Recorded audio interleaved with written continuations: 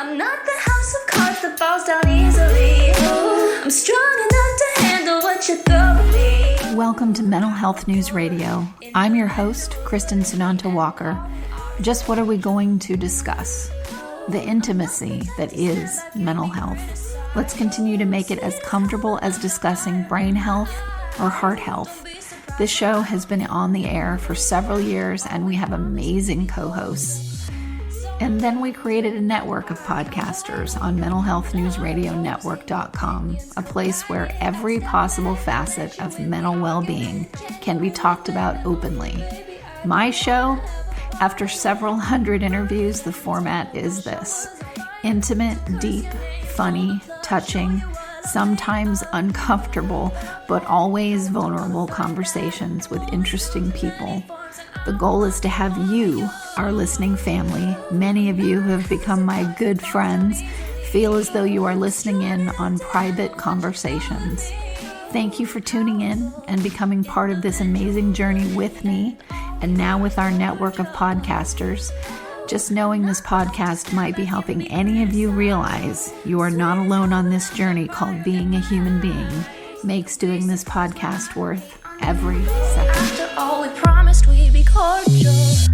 Good morning, Adam. Thanks for coming back on my show. Are you kidding me? I love being here. Thank you. You're welcome. I've been looking forward to this. Me too. I love what we came up with this on the last show that we did. And we came up with I think you came up with the title, Breaking the Bone on Toxic Relationships. Yeah. Well, I think we didn't talk about that on the last show, but we were just talking as we usually do. Right. It feels like we're on the show and we were talking about after. Yeah. Yeah. And we started talking about breaking the bone on toxic relationships. And I've been thinking about, not just with people, but what's my relationship with money like? What are the toxic elements of that? And my relationship with my bad habits? Like, where am I acting out these toxic relationships all over the place? Right. So it's interesting. It's been food for thought since we picked this topic, but we should probably start with human beings first. Yeah, we both agree that this might be a two-parter. Because it's such a big subject. I think it is. I think we all have them. These toxic relationships. It's like in my life, I have these high vibration relationships that I'm cultivating, and then I have these really low vibration relationships that I continue to cultivate, that show up, and I guess that there's no way. I guess the only way to be really responsible to them is to take full responsibility for the people in the relationships that are in my life. To be able to say, well, if those people are in my life, I put them there. Right. We're here to learn from them in some way or another. Yeah. Right. And it takes the kind of it takes the blame away. I'm no longer a victim. Right. It's not like, oh, this person did this to me. Well, I try to kind of take that approach across the board with my life. Right. Right. If it's in my life, I put it there. Right. And then I don't have to be a victim. Right. Which is great. Because in the past I've done, oh, that guy, that asshole. Right. And that doesn't help me. No, it doesn't. What's a trip for me though is, as I don't know, it's hard when you've been raised by narcissistic parents. My God, that sets you up for these kinds of relationships in your life. Absolutely. It's like a big, Tolkien vibration. And I find that people just show up, and then when you don't know any other way, like when I was younger, I wouldn't even recognize them. I wouldn't recognize that these were people that were toxic. And then I think what the impetus for this conversation was, I was saying to you lately, I've started to really do the hard thing, which is to just push those people out of my life, to let them go. But maybe we should define, because I don't know that we define, maybe we should define what we mean by toxic. Like what is a toxic relationship? Yeah, exactly. Okay. Well, yeah, let's do that. I mean, for me, it's, it's when I feel used, drained, obviously someone's behaving deplorably in one way or another. They're lying and is trying to manipulate and split and do all this, all the stuff that toxic relationships, those kinds of things that happen in those relationships, those things will show up. And it can be often after, not having behaved that way at all. Sometimes it happens when someone gets thrown into a pressure cooker, and, you may have had a very kind of ancillary relationship with someone, and then you, for whatever reason, let's say you get thrown together on a homeowners association project or a work project, and you see how they are under pressure. And where their bad habits can come in and maybe put you at risk in some way or another, your reputation or whatever it is, and you see how they play out. They play out their narcissism in that pressure cooker, and you go, man, I never saw this. Well, you weren't in that kind of a pressure cooker before.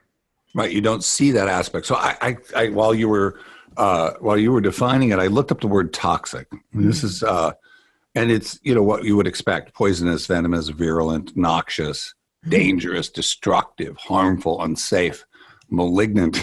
Right. Okay. So I guess my experience of what toxic relationships are is, it's usually born out of some, my own codependence, in which a channel, in which I've allowed a channel to open up, through which I allow people to tank me with their unseen, unresolved issues. Yes. You know what I mean? So this idea of that it's poisonous, that it feels like a kind of poison, where I'm not seen as I am. I'm seen as an extension of someone else's need, right? Or what they need me to be. And so the toxic component of it is I end up feeling first very anxious. This is how kind of the pattern that my toxic relationships run. I feel it makes me feel anxious. I feel controlled. I feel like I'm going to be, that I have to adapt it's more like I guess toxic for me, I didn't think to define it beforehand, but toxic is when I accommodate, right? When I make myself into what someone else needs me to be. Yes. Right? And then all kinds of weird poisonous stuff gets transmitted. I get tanked with a lot of other people's agendas, and ways in which, like narcissism is a kind of poison, because yes. I'm not a living human being to you if I'm in a narcissistic relationship with you, if I'm in a codependent relationship with you. I'm just an object for you. Right. So I go unseen, and that's where the toxic, going unseen, going unregarded, for me is what happens in some of the toxic relationships. Going unregarded. Yeah. Isn't that it? Does that works? Yeah, that really works. I've had just the most deplorable, detestable, narcissistic behavior thrown out around in a relationship, thrown out with someone who, behaves that way all the time. But they didn't behave that way necessarily around me, or it wasn't directed at me. And somehow I think that I'm going to escape that behavior. Right. I love that. I know they cheated on their last girlfriend, a boyfriend, right, but they won't cheat on me. We always think we're the exception. I love that. I do that all the time. No, I'm different though. Yeah, like there's a long line of disgruntled people who feel used and angry. And, right. All this stuff. But that's not going to happen to me, because it was all their fault, not this person's. And then you go, okay, wait a minute. I always have to count, because I will do this game. I will do this game of, well, I have had some, breakups too.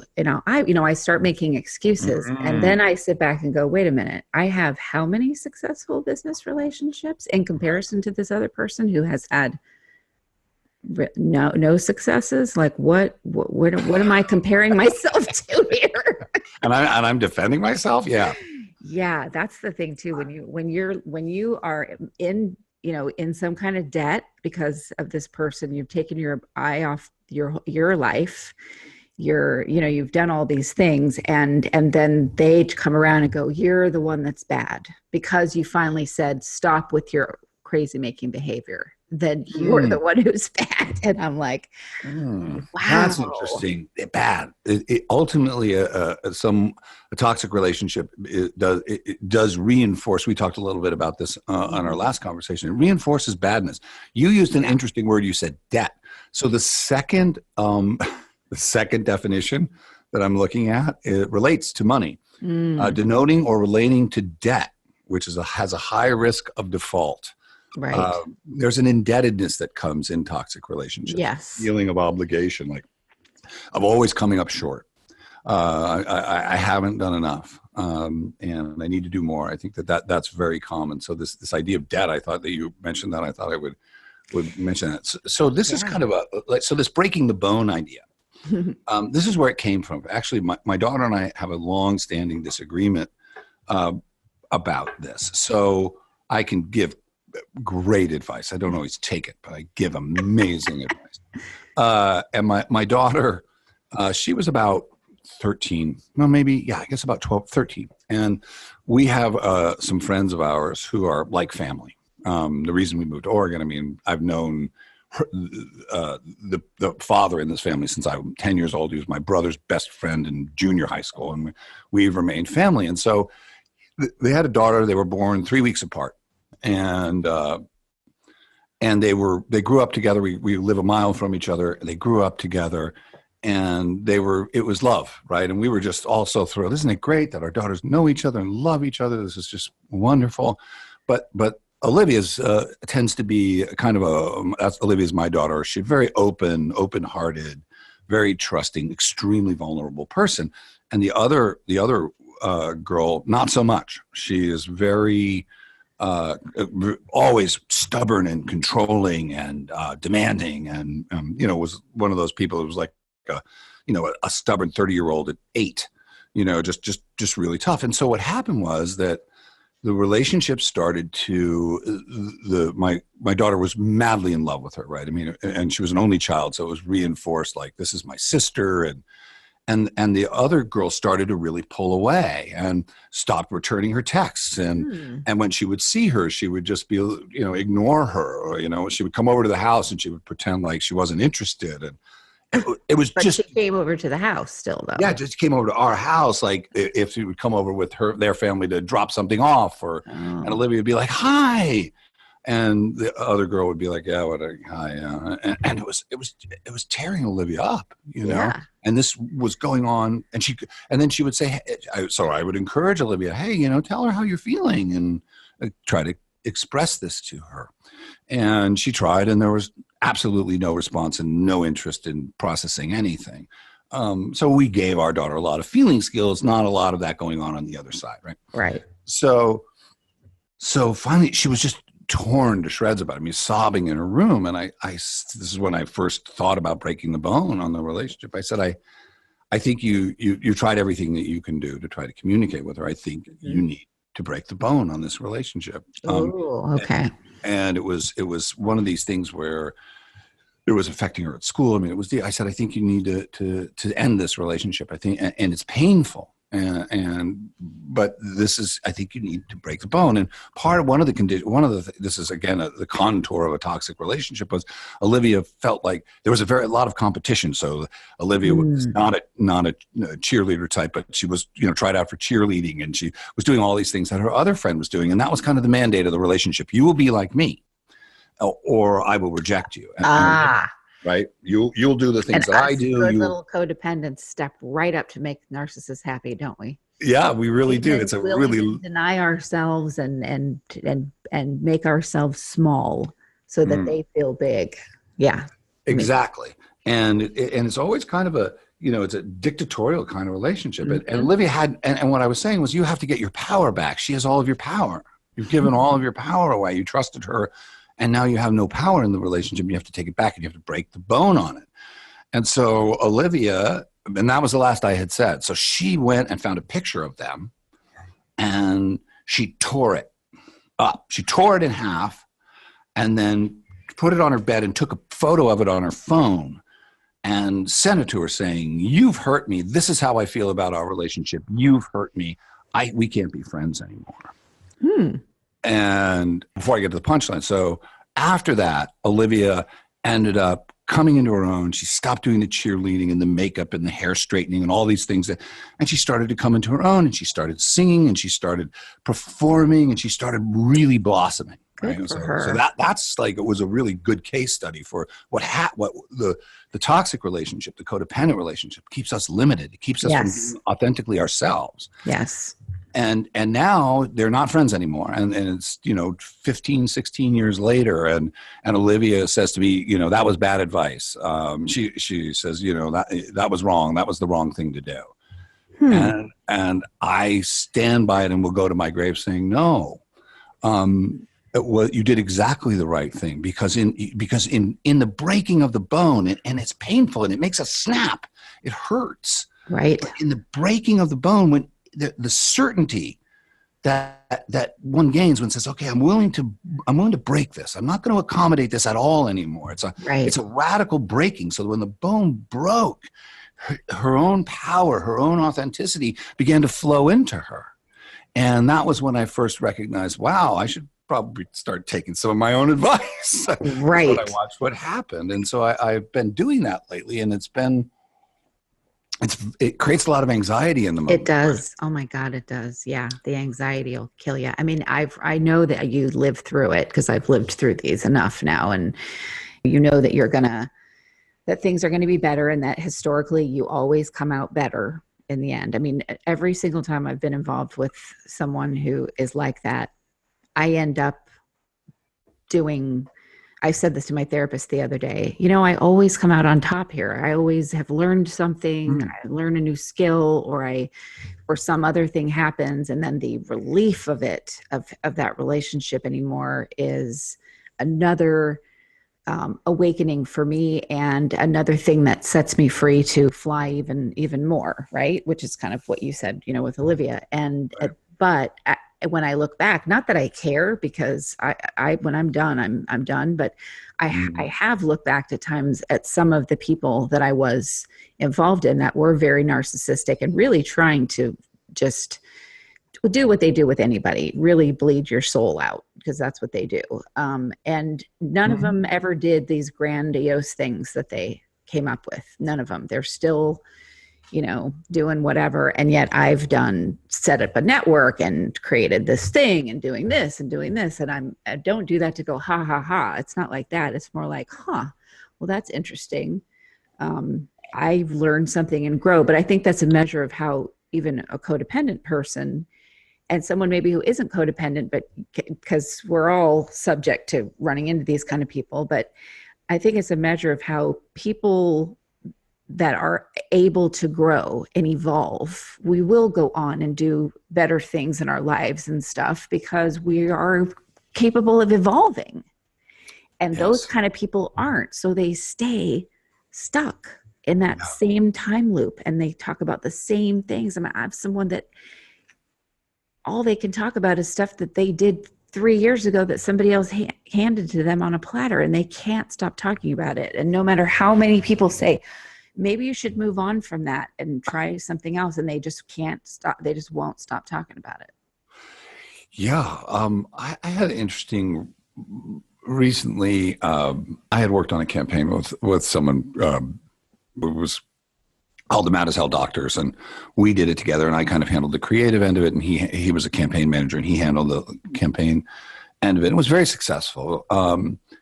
And he was my racquetball partner, and it was weird because I actually never really liked him, but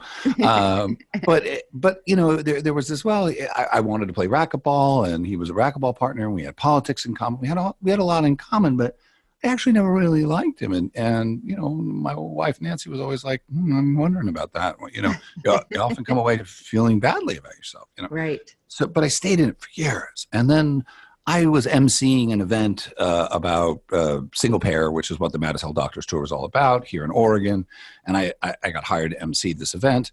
And some of the doctors that had been on tour with us, we'd taken them around across the country talking about single pair, were at this event. And there's this warm, nostalgic feeling, between us. And so as MC, I said, hey, well, all the doctors who were on tour stand up. And, we reminisced, and it was this kind of a signature campaign out of Oregon, and everybody was proud of it, et cetera, et cetera. So anyway, and they give me some kind of little thank you statue, say thanks for emceeing, Adam, thanks for being you, we think you're great. So the next day from this person, I get a text saying, well, I hear that you are the only one who did the Mad as Hell Doctors campaign. Congratulations. And that was from this guy. And I said to him, you should call me. This, I think you misunderstand. You should call me. This is potentially really dangerous and to our relationship. And me doing the work, right? Yeah. And he didn't. And I knew he was there because he just texted me. And I texted him right back and he didn't get back to me. So I called him and he didn't pick up. Of course. They always go ghost on you when right. Because it's a really cowardly thing to do, right? Yes, it is. It's super cowardly. Like, you don't want to really have this conversation. You just want to take a shot at me. So it was an interesting trajectory. So I started to feel like, oh, I've done something bad. It's me. I'm bad. Right. And I realized, well, wait a minute. No, I didn't. But kicked down. No, I didn't. And then I thought about it and I sent him a text. I said, actually, I don't want to talk to you about this. Anybody who would come at me without like that, in a way that wouldn't allow me to at least explain myself, and come and ask me the question, hey, I heard this. Is this true that you were out there taking credit for our work, which I wasn't? Anybody who wouldn't at least give me an opportunity to explain is no friend of mine. And in the text, because he wouldn't talk, I said, I don't want to be friends anymore. And I caught him out. I have not spoken with him since. This was 2 years ago, a year and a half ago. And then about 2 months ago, he sent me, a month ago, he sent me an email saying, not, I'm sorry, not, hey, that was bad. Just, hey, I've been thinking about this new political thing, and I'm wondering if you would get together for coffee and maybe rekindle our friendship. This was the key. Here was the hook. Let me know either way. And I went, let me know either way. Well, and of course, being a good little codependent, I said, well, let me write him right away and tell him how I'm feeling, that I don't want to be his friend anymore. Right? I'm gonna write. And I was midway through it, and I went, wait a minute. If you don't want to be his friend anymore, just don't write him back. He'll get it. Right? but that subtle little hook of like, let me know either way. You see, where I'm going with this is this idea of, the key, I think, to staying out of toxic relationships is looking at the early signs, looking at the ways in which we're being manipulated. And I was able to see it in that moment, but I wasn't sure. So I called my wife and I said, Nancy, does this make, she's like, well, why would you, right. You're going to write him and tell him you don't want to be his friend? If you don't want to be friends with him, just don't write him. I know. It's so easy to. It's like, but in a codependent brain, in someone who does tend to attract both really healthy. I have many marvelous healthy relationships. Yeah, I meet these people and I'm like, wow, oh my gosh, these people are amazing, incredible. And I think of our relationship as like, wow, yes, look at who I attracted. Look who was attracted to me. That's because there's one aspect of me where my vibration is really high. Exactly. Other vibration where and that's what I mean. If it's in my life, I'm attracting it. So if those people are showing up, it's because I'm still unresolved about it. And they probably always will, because like you said, if you grow up with narcissists and you're wounded in that way, you don't ever fully resolve it, right? It's just when you think you resolved it, that's when the next big challenge is going to come your way. Oh, exactly. That's what I've learned too. It's like, I used to say, even on this show, I used to say very early in the stages of realizing what narcissistic relationships are, I would say, oh, well, I've now have dealt with it. I will never have someone like that in my life again. Right. Yeah. So do I have them in my bed or as a partner or as a, no, I don't, I don't have them in that way, but I will, as I kind of evolve, and maybe this is just part of being a human being, I don't know, but I will go, God, who is hiding out that I haven't picked up on yet, or I'm not listening to the signs yet, that's already here in my life, that's really narcissistic.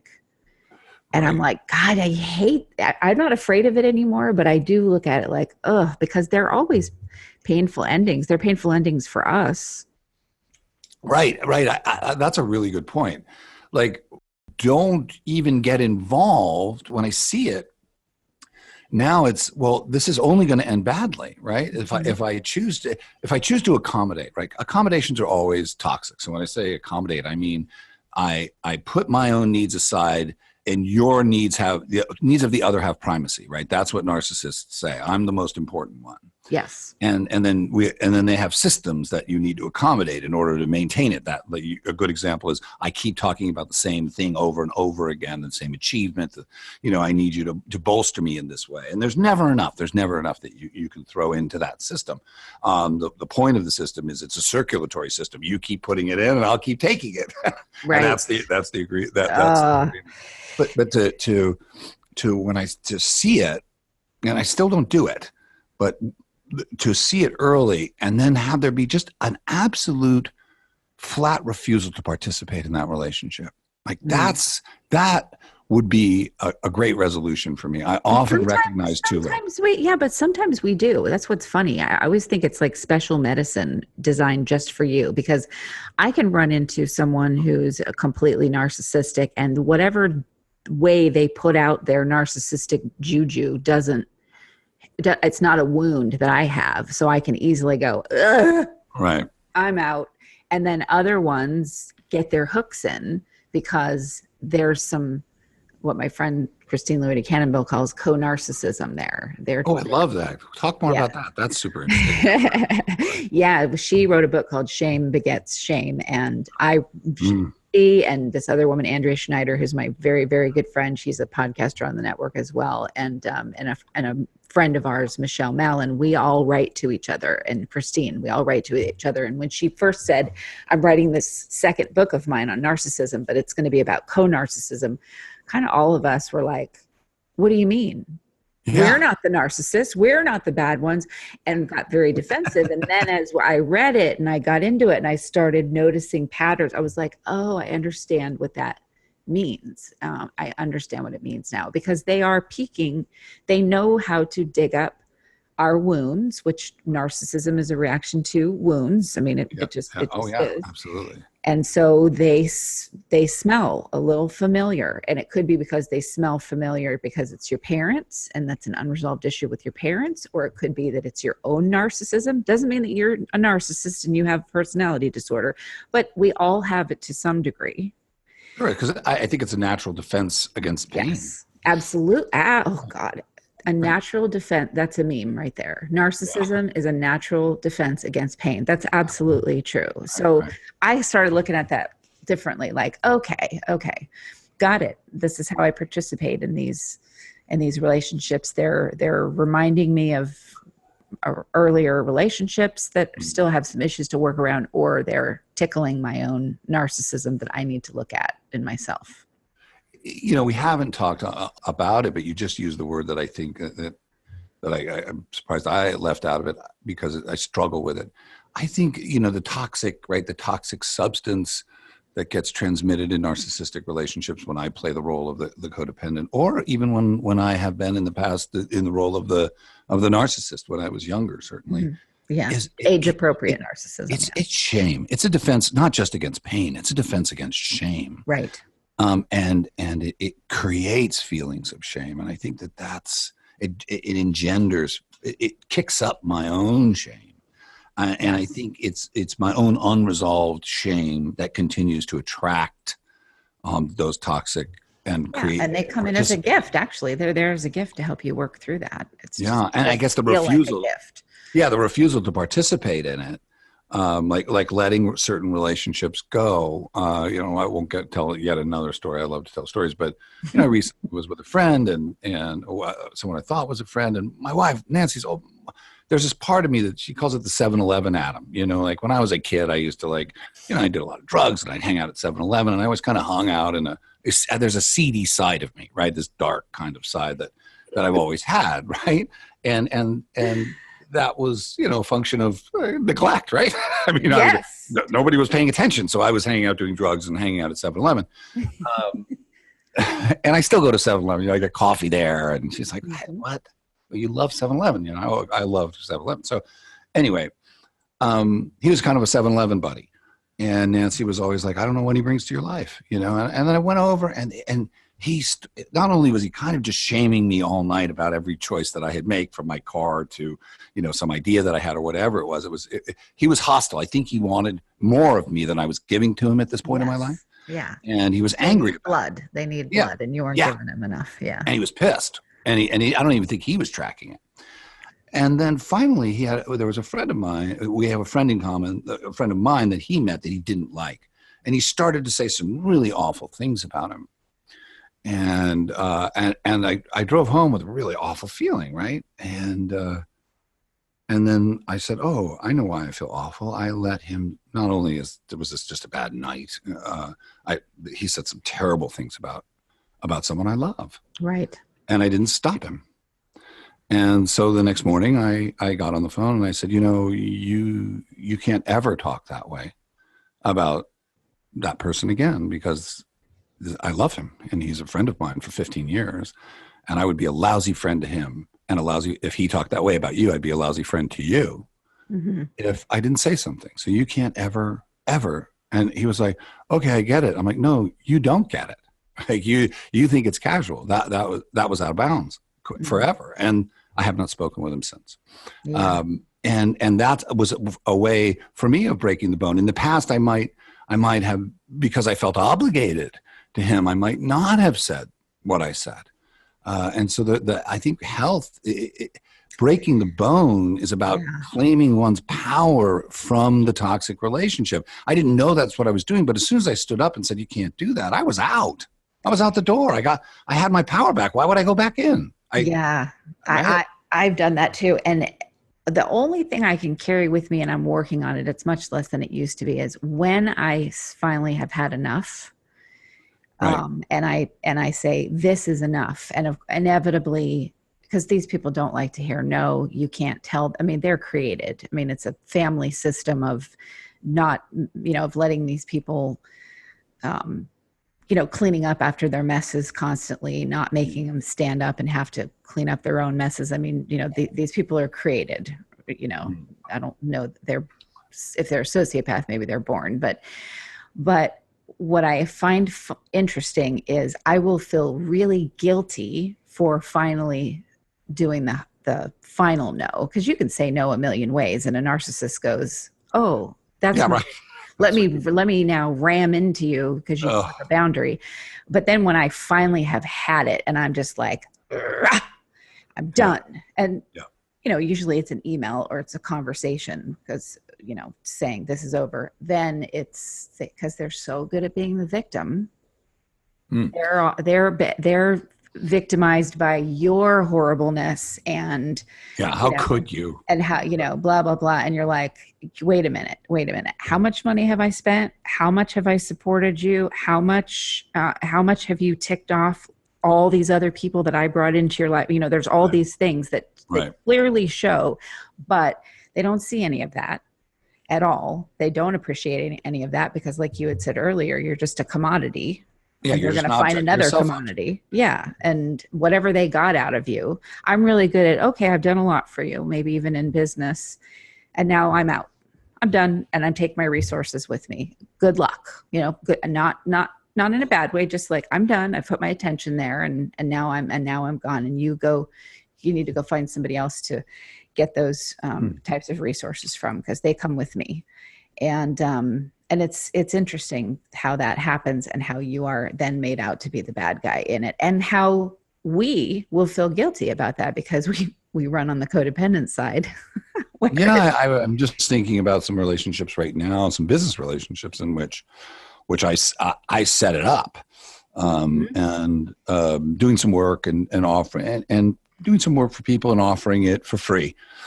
Because, you know, I'm building something and then free became okay. It was weird. It's kind of hard to, the remnant of guilt is really important for me to consider right now too, because I'm kind of in that.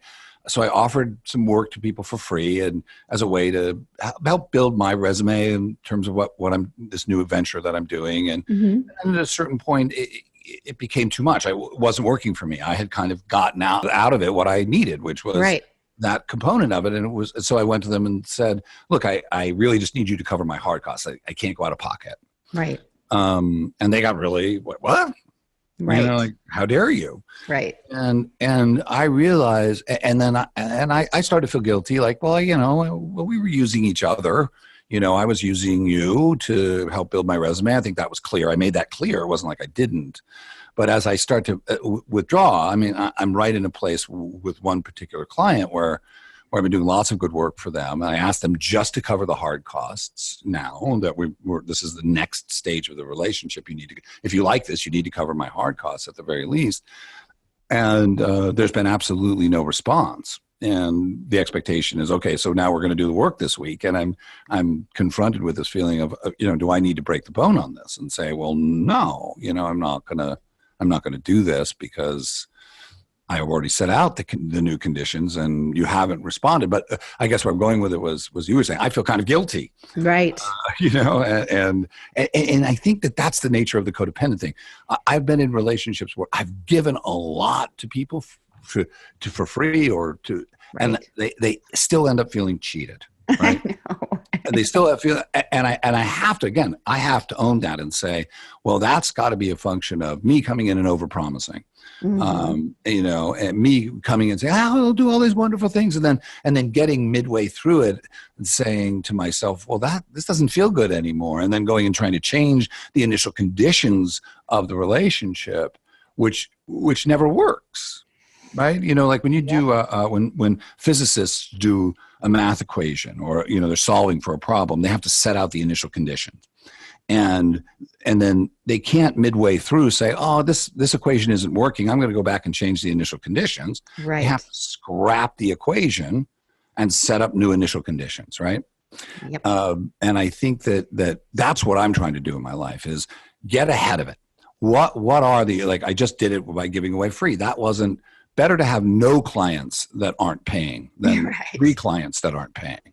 Right. I get it. I get that too. Like I've done a lot of free, I've put people on this network for free and, you know, and, you know, that's not been a bad decision on my part. It was to help and to build this up and to be able to be a bigger player in a market that doesn't know what to do with podcasting. It's just starting to figure it out, you know, all those things that you do. Right. And because I wanted their voices to be heard, I've never had any of those people that I did that for that are still, you know, continuing be a bad idea. They're wonderful members of the team and they help in other ways. But I have done that with a few that turn out to, you know, not appreciate it, take advantage, don't do what they say they're going to do. I have to, you know, just all that stuff. And I kind of look at it like, I guess where I'm going with this is I'm getting to a place where I'm not going to shame myself for getting into these kinds of relationships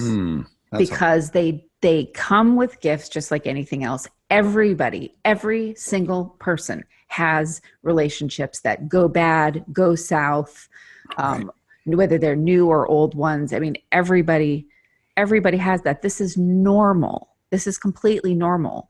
The part that isn't normal about it has been the years that I shamed myself for getting in them. And some of that too is people are well-meaning, your friends, and they're like, here you are in another one of those things. You know, when are you going to learn? And I'm like, don't point the shame finger at me. Weren't you just calling me last week about one of these kinds of relationships of your own? Yeah, right. As if they don't do it. But exactly. I think that's really helpful. That really helps me like today, Kristin, to not that there's a habitual reaction to it, this feeling of I'm coming away from because of their reaction, which I should not have been surprised at, but I was. Right. I feel it triggers my own sense of shame, my own sense of badness. Like, oh yeah, I did it wrong. I set it up wrong. And what I hear you saying is, don't do that. Don't come away from that. You offered what you offered. Mm-hmm. It was mutually beneficial. When it stopped being mutually beneficial, you said this isn't mutually beneficial anymore. Right. And if they have a problem with that, that is their really problem. that's not an opportunity to heap badness upon myself. That really helps me like this morning. So thank you. Like fear and self-loathing. We don't need to take that on. Fear and self-loathing in Las Vegas. Fear and self-loathing in narcissistic relationships. I love it. That's just great. We don't need to. And it doesn't matter. I mean, I know too that I have found myself explaining to either the narcissist themselves or the co-narcissists in their lives, which are their enablers. And I'm explaining how grown-ups behave to people who are by all rights grown-ups. And I'm like, that's when I realize, okay, you're having to explain what is normal, healthy, adult way to behave to someone who really should know better. I'm out. Right? I'm out. I'm done. Like, and whatever, if it's a family or a family system or a group of friends, you know that they're, and it's that kind of a toxic environment where there's addiction present and all kinds of stuff, and they're not going to get well because they're invested in this story of their lives. They will lash out and look for a scapegoat. And boy, do you not want that to be you. Well, one of the techniques that I think, I'm hoping that hopefully people are listening to this going, yeah, I'm going to get that person out of my life. But one of the break the bone. One of the techniques that narcissists use is something I call sending the 3-year-old to meet the tax collector. You know what I mean? Right. I didn't pay my taxes. I was really busy, and I'm sorry, and I didn't have the money when the time came to. The IRS really doesn't care. No, they don't. It's a kind of a way of talking about accountability. When it's time to be accountable to their behavior, and you ask them to be accountable, they dissemble. And you hurt me, and it's really just a tactic. Yes. And because they sense the bone is going to break. And they also sense that you now see them for what they really are, not not their persona. And they don't like that. They're so invested in that persona that when you really see them, or it doesn't work anymore, their whatever it is they do just doesn't work anymore, they want to be far.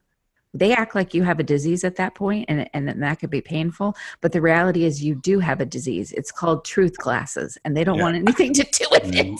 You don't want, no, right. When you finally kind of disentangle yourself from all the codependent obligation, what I found, my mother was a wonderful person and funny and intelligent and great. And I loved her, and I loved hanging out with her. She was a really fun person. And she was also like the most wonderful person and also the most destructive person I'd ever known. And when she turned, man, it was, forget it, she would destroy everything within reach and beyond. But there was I remember one night, there were lots of horror. She acted horribly one evening and publicly around my father in a big event, and it was really awful.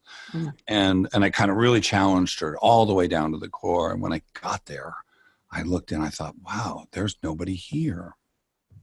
And I think that that the narcissistic structures are there in place of a sense of worth, in place of a sense of health and well-being. There's no integrity at the core. They've been breached at the core. And it sometimes gives me compassion when I can see that the narcissistic wound is a breach of the core. Yes. And there's no core, no integrity to the core. And so you build up these facades to defend this broken core. Right. And sometimes that helps me, have compassion for, but also be really clear that that's not, that I can't help them with that. I go back down to earth once I finally figure out this is what's going on here. Then I immediately strip away any of the buildup that I've given them, which is another way of enabling them. And they have a lot of people that do that. But I immediately go to earth. And that's my issue to deal with. Why do I build these people up? Well, they come at you wounded and, no one believes in me and you're the only one and blah, blah, blah. And oh my God, bleeding heart, let me help you, wounded person, but when I figure it out, I do that. I just go, okay, I'm now choosing to come to Earth and live on Earth. I'm not going to go to Fantasy Island with them anymore. No. And yeah, I do have a measure of compassion. Absolutely. But I do it. But at that point, I have compassion for you over there. You're not in my life anymore. No, there's the tick that was sucking off of one of my veins has now been detached. I took the match. He's gone. and I squished my blood out of the tick because you don't get to take that with you. And that's my blood. Thank you very much. Exactly. Exactly. And, good luck on your way. Like, absolutely, good luck on your way. I used to want to retaliate. Absolutely. Oh, really? Yeah. And I needed to do that because I needed to finally stand up for myself. And boy, nothing like some narcissists in your life to teach you, are you really going to stand up for yourself? So I did that. Now I don't need to retaliate anymore. I'm just like, okay, figured this out. Got it. We'll be more aware of it next time. Thanks for the new version of narcissism that I hadn't seen yet. And goodbye and good luck. Well, it's interesting. I've kind of struggled with this. That brings up a really interesting point about the dynamic. You're obviously a very nurturing person. I'm the same way. I really like to nurture people. It's just my nature. And I think that narcissists are looking for nurturers. Oh my God, yes. Right? That's the agreement. They're looking for a breast. Right. I have an empty space that needs to be filled. Yes. And will you help me fill it? And in exchange for that, I'll make you feel important and special to me. Yes, right? Yes, absolutely. And that's when the codependent system kicks in. Right? So at that point, I'm compensating as well. So I did this a lot when I was younger, in my 20s. I would get a sense of my own esteem from, what a great nurturing guy I am. Yep. But that's what locks the system in place. Absolutely. And so so it was for years, it was very confounding for me to try to figure out, like, how is this natural inclination to nurture? Is that just a purely codependent impulse? No. And no, that there has to be, there was a point at which, every marriage hits a point where, like, hey, we might not make it. And my daughter was about 7 or 8, and we were like, well, maybe we should do this anymore. We made it through. We're still married. But you hit that point and it got really bad. It was like, okay, this might actually really happen. And one of the things that I recognized was I wasn't going to miss being loved. I was going to miss loving them, right? I was going to miss making the breakfasts and nurturing them. That's my nature, right? It's what I do. And when I started to learn about codependence, it was really hard for me to try to navigate the distinction between my natural impulse to nurture, which I think many people on the codependent side have that natural inclination. Absolutely. And trying to understand the point at which that becomes part of the toxic agreement. Yes. Oh, so well. That's a hard line to walk. It is. And we're definitely having a part 2 on this conversation. So much to uncover. Yeah, this is great. Oh, all right. Listeners, this was Adam Klugman. He's been on our show before. Adam, tell our listeners where they can find out more about you. There is nowhere that you can find out. No, if you want to find out more. If you find something, let me know. No, if people want to know more about me, you can go to adamklugman.com and see some of this work that I do as a professional speaker. I also we have a really cool podcast studio and a webcast studio called Studio at North Rim. So you can go to the North Rim Studios and check that out. That's really cool. If you're listening and you're in Portland and you want to do a podcast or a webcast, we do some really cool shows and we would love to talk to you about that. So that's another place people can go. Awesome. Well, thank you so much for coming on. Thank you. We'll have a part 2. We'll have an ode. And listeners, thanks for joining us for another episode of Mental Health News Radio.